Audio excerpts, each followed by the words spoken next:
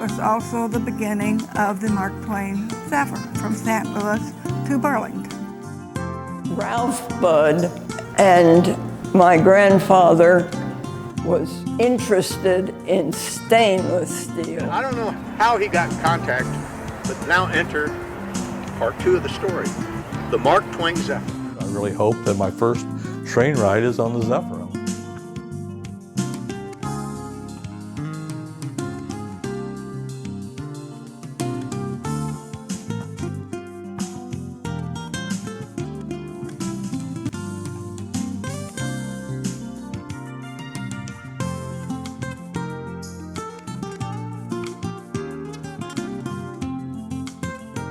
Thanks so much for joining us for another update on MarkTwainZephyr.com. Also our Facebook and Twitter pages at Mark Twain Zephyr.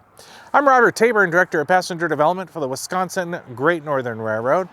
And it's great to have you along for our Sunday update here on Sunday, January 2nd, 2022. Hope you had a great New Year's Day yesterday. And while our crews spend some time with their family and friends over the holiday season, we're having some sit-down interviews with people and family members here who played an integral role in the design and development of the Mark Twain Zephyr and some of the other historic trains. Today we sit down with Mary Budd Mucci at her home outside of Albuquerque, New Mexico. Her grandfather, Edward Budd Sr., ran the Budd manufacturing plant. So we have a bunch of questions for you. I guess we'll start with, just tell us a little bit about your grandfather's business. My memories of my grandfather, Edward Budd, are those of a young person. Some of my memories are real interaction with my grandfather, and some of them are memories of things that I know about him because I was 17 years old when he died. Both my grandfather and my father insisted on living in Philadelphia County because that's where the company was, and that's where the workers at the company lived. My grandfather, in many ways, was a maverick. My grandfather was interested in making safer and stronger automobiles. The company Hale and Kilburn, which he worked for before he left to start the Budd Company, made automobiles that were partially metal and partially wood. His intention was that he wanted to create a car that was safe and strong. And it's part of the history of the company that he demonstrated the safety and durability of an all-steel automobile by having an elephant climb up on top of one and having one roll down a cliff and somebody get up and drive it off. My grandfather was interested in stainless steel. He went to Europe, to Germany specifically, and learned about stainless steel. And from then on, wanted to experiment, try things, what you could do with stainless steel.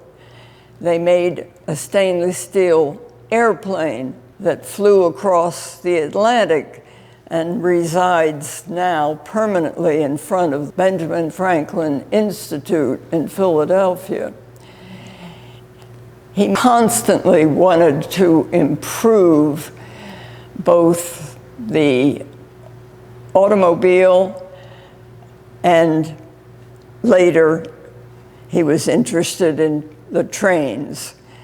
Ralph Budd ordered the trains, and my grandfather's company designed them. They were considered as an aid to the morale of the people in the country because the Zephyrs and other trains were sort of showpieces that people came out to see as they went through.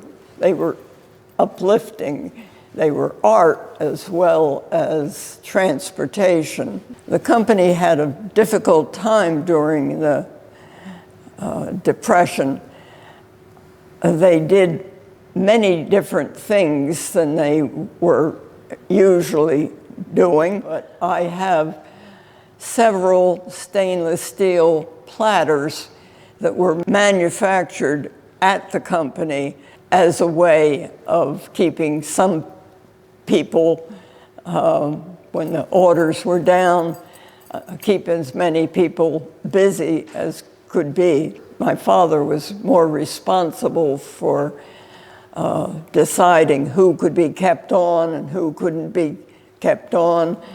And I can still hear my father saying, if we let this man go, his children will have no shoes for school. It's not easy to make these decisions. My family was always very aware of the contributions that the workers made, that they provided my family, both my grandparents and my father's generation, with the ability to appreciate much of life that we did, that we have an appreciation of people. We have had good lives based on the contributions of the people who worked for the Budd Company. The Red Lion plant was built, and that's where ultimately the trains and the RDC cars were manufactured. What do you think about the Wisconsin Great Northern's efforts to restore the Mark Twain Zephyr? I am very, very happy that this restoration is being undertaken. The train itself was utilitarian, but it is also a work of art.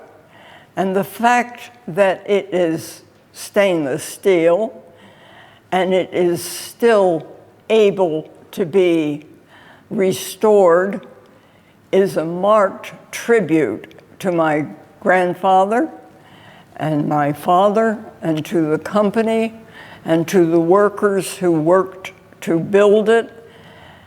And it has my greatest appreciation and blessing. All right, well, we hope you learned a little bit more about Edward Budd, both senior and junior, and as well as the Budd Company. As we mentioned, the Wisconsin Great Northern Railroad is putting together its own DVD and will feature the extended version of a lot of these interviews and much more. More details coming up about the DVD later on. We hope you have a great week, and we'll see you back with an update on the Mark Twain Zephyr next Sunday, January 9th, 2022. Have a great week, everybody. Until then, we'll see you later. Thanks so much for joining us for another update on the Mark Twain Zephyr at the Wisconsin Great Northern Railroad. Before you leave, please subscribe to our YouTube channel. You can do this by clicking on the red subscribe button. That way, you'll be among the first to know when we post our next update. And be sure to check out marktwainzephyr.com, where we post additional content during the week. You can also watch previous update videos you might have missed. We are also on Facebook and Twitter at Mark Twain Zephyr. It was so far ahead of its time. It was going to be made out of stainless steel. Did he design the whole train? He designed the whole train. Times the Mark Twain Zephyr were so crowded, she would have to stand between Quincy and him. The stainless steel cars, and I at that age and young, and how bright it was, and